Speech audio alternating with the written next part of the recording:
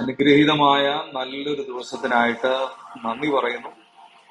അപ്പോൾ തന്നെ നമ്മൾ എല്ലാവരും ഉപയോഗിക്കുന്ന ഒരു വാക്കാണ് സിൻസിയാരിറ്റി എന്നുള്ളത്. സിൻസിയാരിറ്റി എന്ന് പറയുമ്പോൾ തന്നെ നമ്മൾ പലപ്പോഴും പലരെയും ചൂണ്ടിക്കാണിച്ചുകൊണ്ട് നമ്മൾ പറയും അവര് ഒട്ടും സിൻസിയർ അല്ലായിരുന്നു എന്ന്.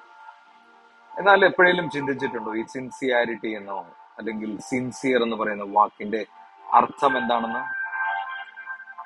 ഒരു കണക്കിന് നോക്കിയാൽ സത്യസന്ധത അല്ലെങ്കിൽ സത്യസന്ധമായി കാര്യങ്ങൾ കൈകാര്യം ചെയ്താൽ അതിനെ സിൻസിയർ ആണെന്ന് നമുക്ക് പറയാം.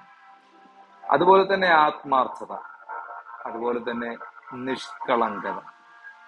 ഈ മൂന്ന് കാര്യങ്ങൾ കൂടി വരുമ്പോഴാണ് ഒരാൾ സിൻസിയർ ആണെന്ന് പറയാൻ പറ്റുള്ളൂ.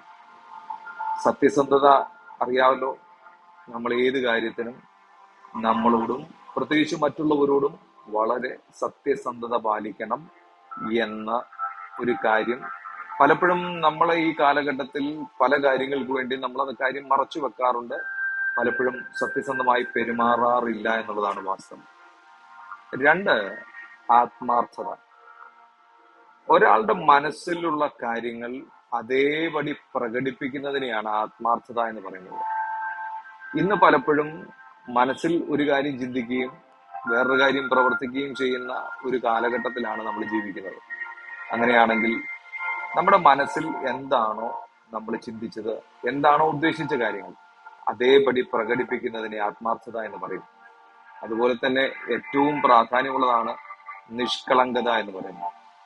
നിഷ്കളങ്ക മനസ്സോടുകൂടെ നമ്മൾ ഒരാളോട് ഇടപെടണം എന്ന് പറയുമ്പം അതിന്റെ അർത്ഥം നമ്മുടെ ഇടപെടൽ മറ്റുള്ളവർക്ക് ഒരു വേദനയോ പ്രയാസവുമായി മാറാൻ ഇടയാകരുത് എന്ന് പറഞ്ഞാൽ കുറ്റബോധമില്ലാത്ത ഒരു അനുഭവത്തിൽ നമുക്ക് മറ്റുള്ളവരോട് ഇടപെടാൻ കഴിയണം.